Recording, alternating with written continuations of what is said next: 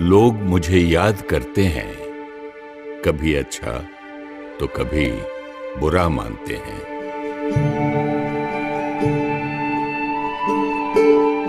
लेकिन वास्तव में मैं हूं केवल अनुभव।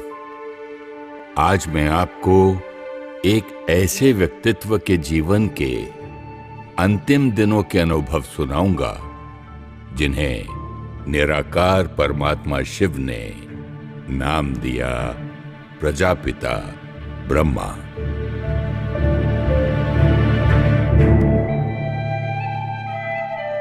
बात दिसंबर 1968 की होगी।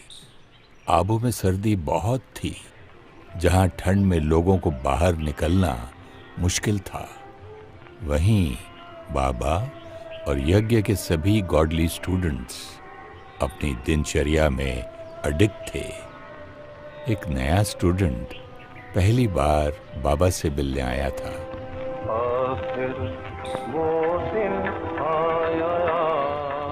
उसने अब तक केवल बाबा के बारे में सुना था, मधुबन के बारे में सुना था। निराकार परमात्मा शिव बाबा से योग पूरा था।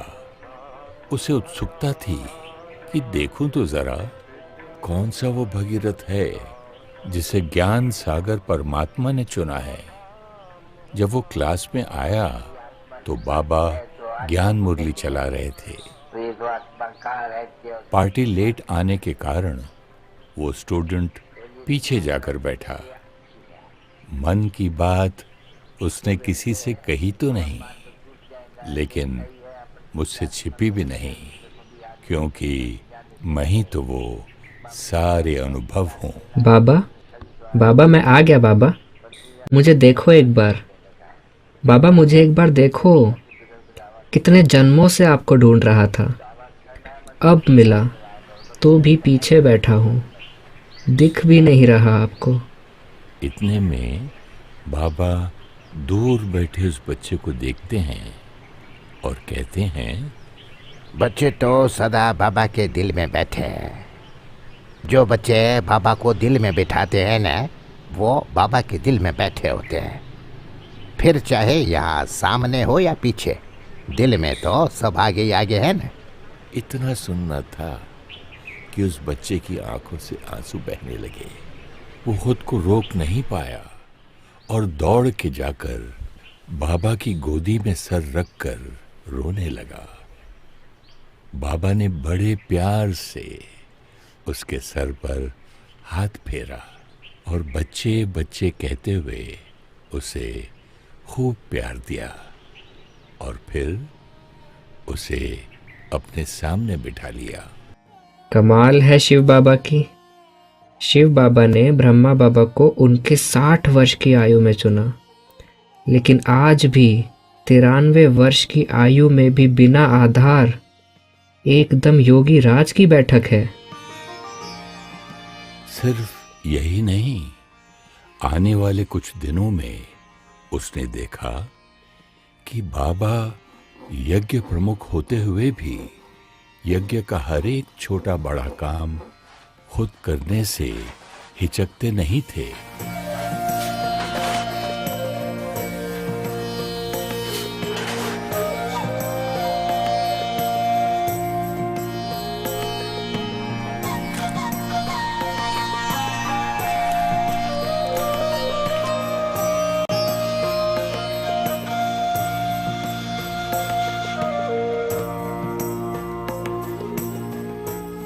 उन दिनों में बाबा बिल्कुल स्वीट साइलेंस में शिव बाबा की याद में खो जाया करते थे। इतना कि उन्हें आसपास होने वाला शोर या आवाज का कोई भान नहीं होता था। एक बार बाबा मग्न अवस्था में बैठे थे कि ब्रह्मा कुमारी कैलाश बाबा से मिलने मधुबन आई हुई थी। जब वो बाबा के कमरे में गईं, तो उन्हें बाबा के फरिश्ते स्वरूप के वाइब्रेशन अनुभव हुए। बाबा ने उन्हें देखते ही बोला, बच्ची, आप तो संदेशी हो। एक बार वतन में देख कर आओ कि वतन वाले बाबा और इस बाबा में कितना फर्क है। दरअसल बात कुछ वर्ष पहले की है, जब कैलाश बहन ने बाबा को बताया था कि सूक्ष्म वतन में जो आकारी ब्रह्मा बाबा हैं वो बहुत सुंदर है, उनकी तो तुलना ही नहीं हो सकती। तब से बाबा ने भी खुद के पुरुषार्थ की तीव्रता को बढ़ा दिया था। बाबा के प्रेम पूर्ण आग्रह को स्वीकार कर बहन वतन गई। जब वापस आई तो बोली, बाबा, वतन में तो आप ही थे। नहीं बच्ची, बाबा तो यहाँ है ना। बाबा वतन नहीं जा सकता, इसीलिए तो आपको भेजा। हाँ बाबा, लेकिन वतन में भी आप ही थे, एकदम ऐसे ही लाइट, सुंदर ही सुंदर। बाबा ने सुना और धीरे से बहन को कहा, बच्ची, ये बात तुम्हें किसी को बतानी नहीं है। बाबा को भी अपने अव्यक्त होने के इशारे मिल रहे थे और अनेक अन्य आत्माओं को भी। पुष्पाल दादी जब मधुबन में इन दिनों में थीं, तो देखा कि बाबा और दो दादियां क्लास से बाहर आ रहे हैं। उन्होंने देखा कि दोनों दादियां तो जमीन पर चल रही हैं, लेकिन बाबा जैसे जमीन से धीरे धीरे 2-3 फुट ऊपर ही चल रहे हैं। दादी ने देखा और एकदम आश्चर्यवत होकर एक टक देखती रही। उनको लगा जैसे बाबा फरिश्ते के समान उड़ते जा रहे हैं। कुछ देर बाद वो दौड़ कर गई और बाबा को पकड़कर कहने लगी, बाबा, अब मत जाओ, यहीं रहो ना। हाँ बच्ची, बाबा तो यहाँ ही है, आपके पास है बच्ची। बाबा तो पास है ही और सदा रहेगा। उनके तो वो और करीब होते हैं जो दिन रात शिव बाबा के प्यार में खोए रहते हैं। ब्रह्मा बाबा उसी प्यार की पालना देने के निमित्त थे। वो बच्चों से दूर कैसे हो सकते थे?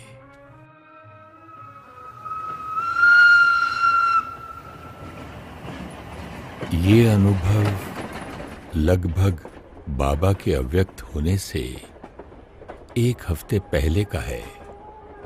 दिल्ली से जगदीश भाई, जिन्हें प्यार और सम्मान से बाबा भी भाई साहब कहते थे, बाबा से मिलने आए थे। कोई बात उनके दिल में थी जो कोई नहीं जानता था, मैं जानता था। बाबा, कब पहुंचूंगा आपके पास? बस अब नहीं रहा जाता। न जाने क्यों मन बार बार कह रहा है कि बस अब और आपसे दूर नहीं रह सकता। बच्चे भले पधारे। बाबा भी बच्चे को देखना चाहता था।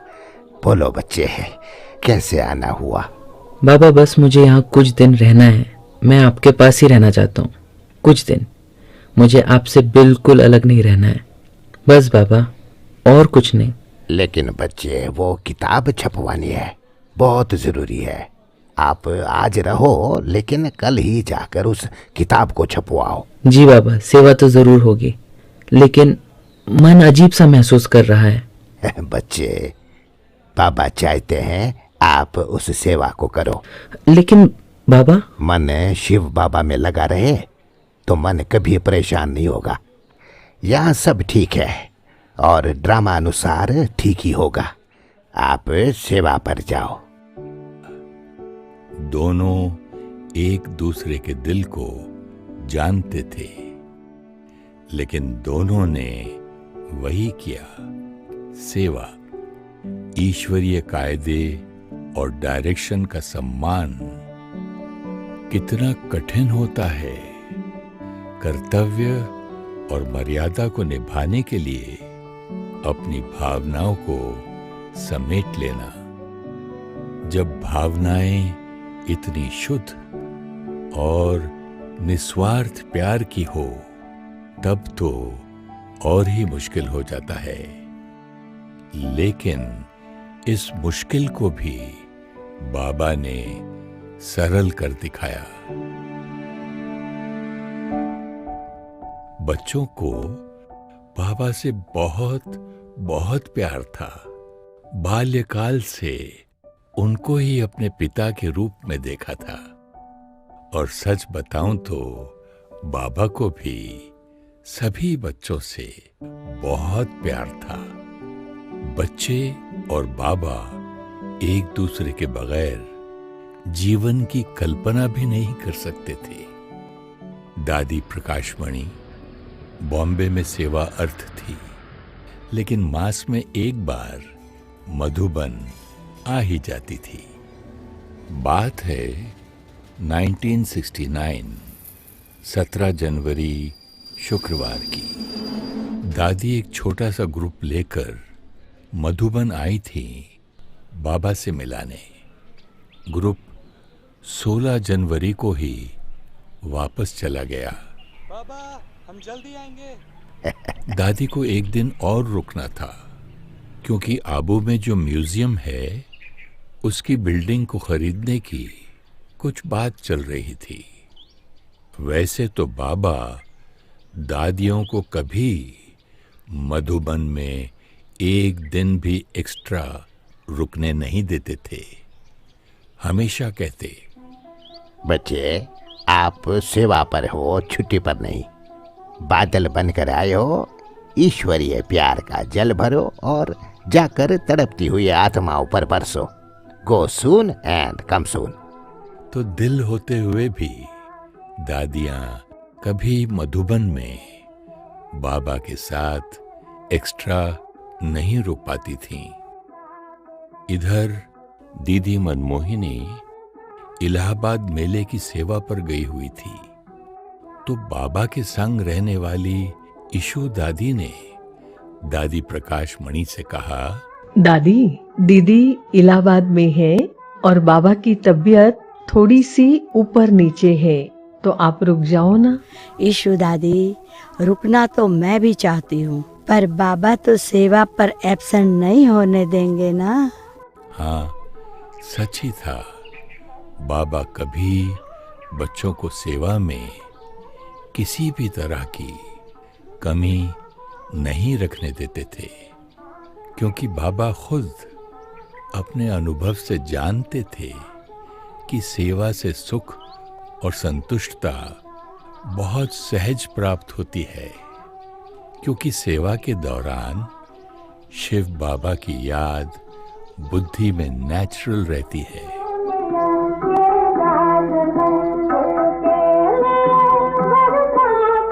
सत्रह जनवरी को दादी ने बाबा को बताया कि आबू म्यूजियम का जो मकान आपको पसंद आया था, वह मकान मालिक भाई हमें मकान देने को राजी हो गया है, तो इसकी लिखा पढ़ी जल्दी कर लेंगे। बच्ची, जल्द नहीं, कल ही करना है। अभी नहीं तो कभी नहीं। जी बाबा। दादी बॉम्बे वाले रमेश भाई को फोन करने जा ही रही थी कि बाबा ने बोला, बच्ची, बॉम्बे में कोई जरूरी सेवा है क्या? नहीं बाबा, ऐसा तो कुछ अर्जेंट नहीं है। बच्ची, आप रुक जाओ। अभी कुछ समय तो आपको इधर ही रहना है। ये शब्द सुनना तो हर कोई चाहता था, पर सेवा के कारण कभी सुना नहीं था। लेकिन आज इन शब्दों को सुनकर दादी के तो पैर धरती पर नहीं थे। दादी जल्दी गई और बॉम्बे वाले रमेश भाई को फोन पर कल के कल ही मकान को फाइनल करने का बाबा का संदेश दे दिया। अगला दिन 18 जनवरी शनिवार। सुबह से ही बाबा की तबीयत थोड़ी ठीक नहीं लग रही थी। दादी जब बाबा के कमरे में गईं, तब देखा बाबा शिव बाबा की याद में बैठे हैं। तबीयत ठीक ना होने के बावजूद बाबा के मुखमंडल पर असीम तेज था। दादी को देखा तो बाबा उठकर क्लास की ओर जाने लगे। बाबा, आज आप यही रुक जाइए। आपने जो ज्ञान की पॉइंट सुनाई थी ना, मेरा मन है मैं क्लास के साथ उसका चिंतन करूं। आज आप थोड़ा आराम कीजिए। दादी को अंदर से मालूम था कि बाबा रुकने वाले नहीं, क्योंकि 1936 से लेकर अब तक बाबा ने एक दिन भी क्लास किसी भी कारण से मिस नहीं की थी। उन्हें थोड़ा अलग महसूस हुआ जब बाबा ने कहा, ठीक है बच्ची, भले। दादी ने बाबा को धीरे से कहा, बाबा, डॉक्टर को बुला लेते हैं, वह आकर सिर्फ थोड़ा सा आपको देख जाएंगे। नहीं बच्ची, डॉक्टर की जरूरत नहीं है। बाबा सुप्रीम सर्जन से बात कर रहा है, लौकिक डॉक्टर की जरूरत नहीं। आप जाओ, क्लास में देर नहीं होनी चाहिए। बाबा की आज्ञा मानकर दादी क्लास में चली गई। क्लास खत्म होने के बाद आकर देखा तो बाबा के बगल में सभी सेवा केंद्रों के बच्चों की चिट्ठियों का अंबार लगा हुआ था। दादी ने बाबा से कहा, बाबा, आज रहने दीजिए ना, कल लिख दीजिएगा जवाब। आप थोड़ा आराम कर लीजिए। बाबा लिखते ही जा रहे थे और सिर्फ सर हिलाया। दादी ने देखा बाबा एकदम सीरियस होकर पत्र लिख रहे थे। फिर से दादी ने प्यार से बोला, बाबा, आप आराम कर लीजिए। नहीं बच्ची, ये बहुत आवश्यक है।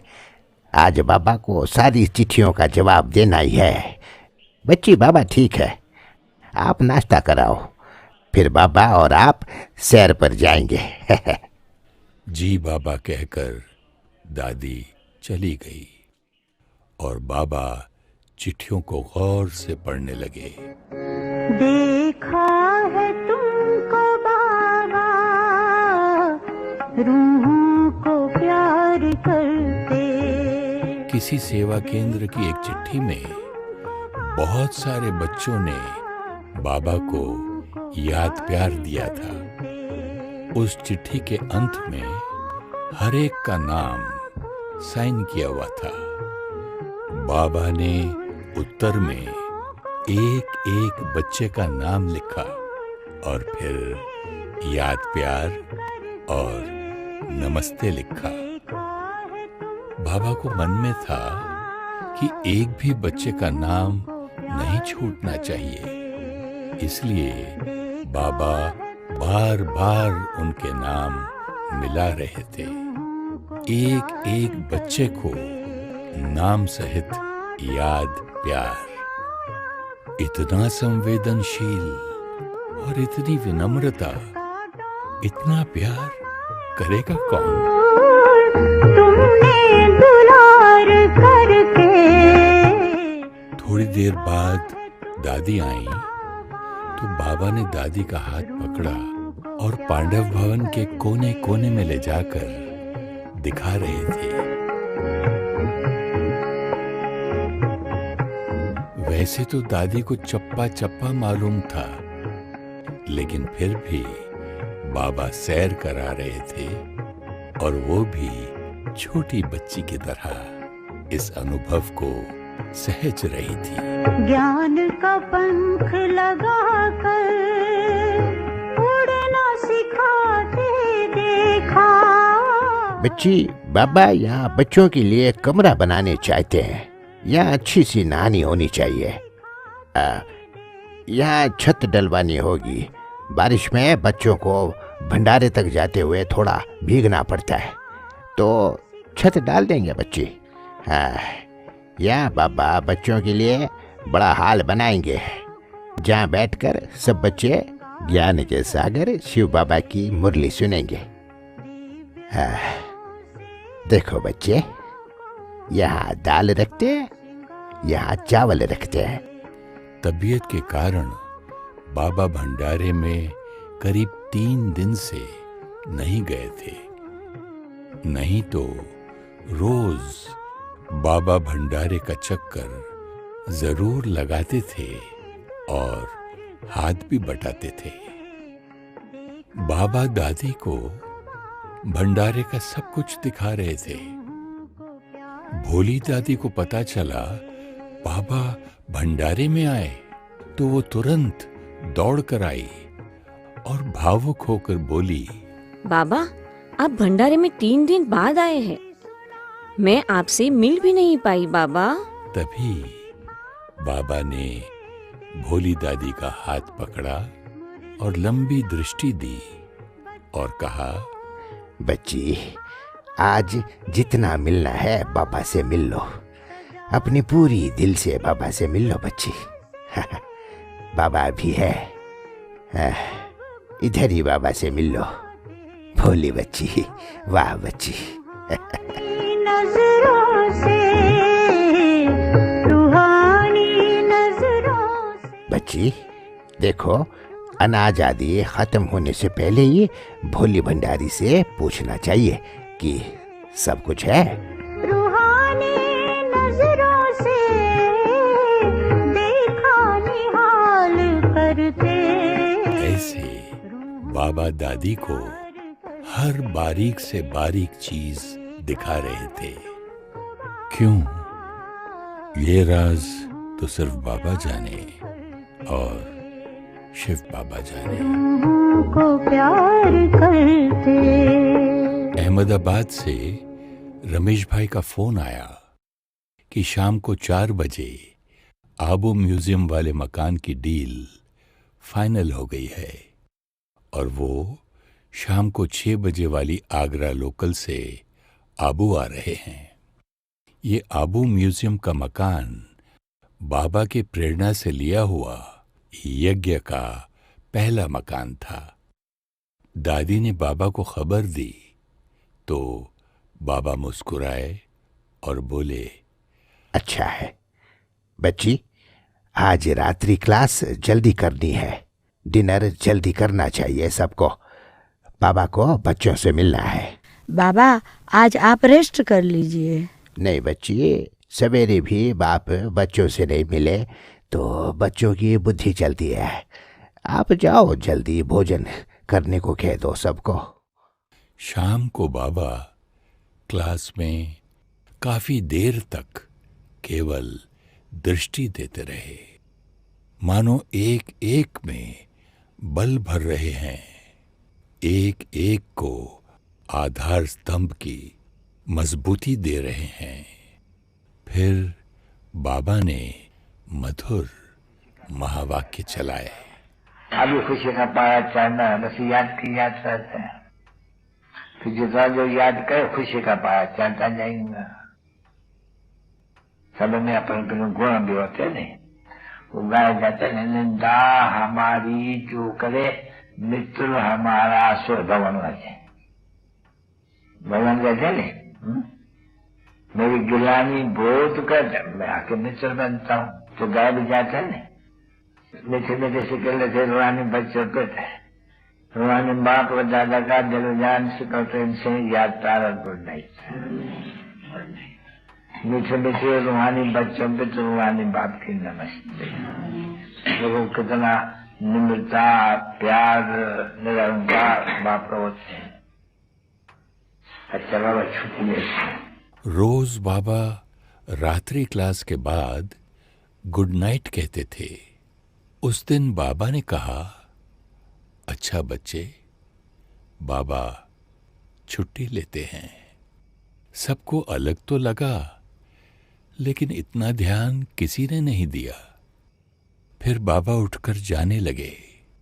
बाबा सब बच्चों को इतना सम्मान देते थे कि कभी पीठ करके क्लास से नहीं जाते थे, हमेशा पीछे पीछे चलते हुए जाते थे। आज भी बाबा वैसे जा रहे थे, लेकिन दरवाजे पर रुक गए, फिर से लंबी दृष्टि दी और 3 शब्द कहे, बच्चे, निराकारी, निर्विकारी, निरहंकारी। ये 3 शब्द आध्यात्मिक उन्नति का बीज हैं। रोज कई बच्चे बाबा को गुड नाइट करते थे।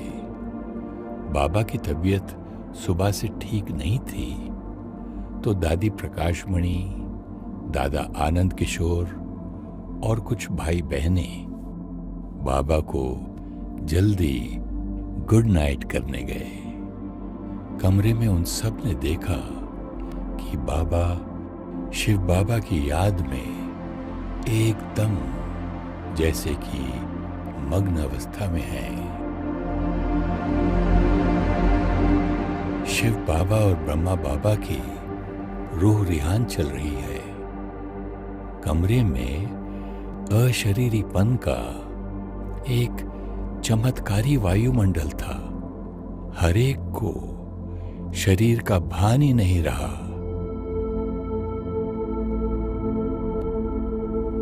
कुछ समय बाद बाबा ने इशारे से दादी को अपने सामने बुलाकर बिठाया। दादी बाबा की दृष्टि में देख रही थी। बाबा दृष्टि से जैसे मानो सारी शक्तियां ट्रांसफर कर रहे थे। फिर बाबा ने उनका हाथ अपने हाथ में लिया। दादी को अपने अंदर करंट की अनुभूति होने लगी। दादी ने बोला, बाबा, बाबा, बाबा। बाबा तो निशब्द केवल हाथों में हाथ देकर दृष्टि दे रहे थे। दादी ने आनंद किशोर को डॉक्टर को बुलाने का इशारा दिया। कुछ सेकंड की बात होगी, मानो 10 सेकंड या 20 या कितना, लेकिन ऐसा लगा मानो कितने सालों से दादी बाबा के साथ है। देखते ही देखते बाबा का हाथ ढीला हो गया और आत्मा पंछी शरीर के बंधनों को छोड़ उड़ गई। बाबा के शरीर को लिटाया। दादी को कुछ समझ नहीं आया कि हुआ क्या। सब कुछ एकदम अचानक हुआ, लेकिन अंदर एक अद्भुत शक्ति थी जो कह रही थी, बाबा तो अभी भी साथ है। साथ तो है ही। कई बार बाबा ने अपने बच्चों को शब्दों से, इशारे से, अपने कर्म से एहसास कराया था कि बाबा का साथ उनके ऊपर माँ की स्नेह की छाया समान सदा बना हुआ है और रहेगा ही। कुछ ही देर में डॉक्टर आए और उन्होंने कहा कि प्राण पंछी तो उड़ गए। सुनकर बड़े ही शांत भाव से दादी ने कहा, ड्रामा की भाभी, बाबा तो अभी भी साथ ही है। डॉक्टर भी अचंभित थे कि इतना प्यार करने वाले बाबा के अचानक चले जाने से भी इनके बच्चे ऐसे कैसे स्थिर हैं। उत्तर तो मैं जानता हूं। वर्षों की तपस्या, शुद्ध ईश्वरीय प्यार और सत्य ज्ञान की पालना, यही आधार था उस स्थिरता का।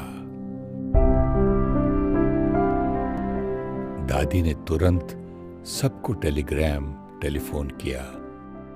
हर एक को दादी की स्थिरता देखकर आश्चर्य हो रहा था। ऐसा लगा जैसे बाबा ही अपनी शक्ति से सब करा रहे हैं। ड्रामा की भावी बाबा अव्यक्त हो गए। ये वाक्य दादी ने उस दिन न जाने कितनों को सुनाए होंगे।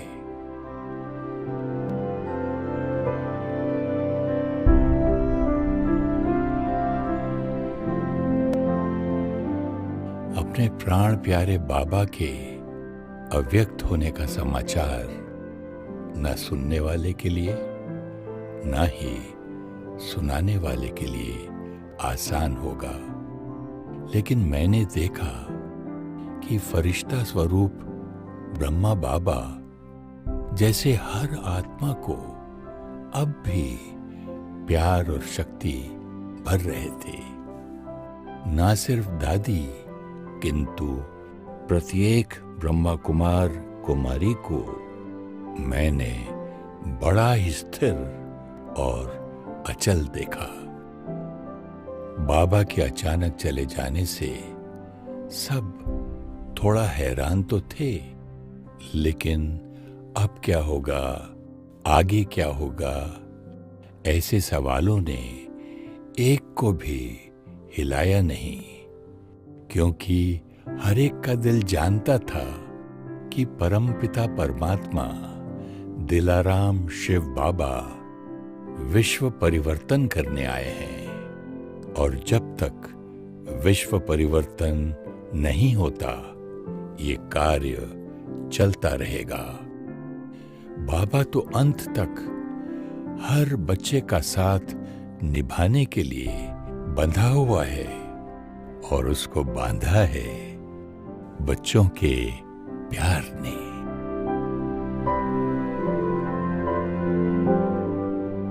आज भी वो दिन मुझे नहीं भूलता।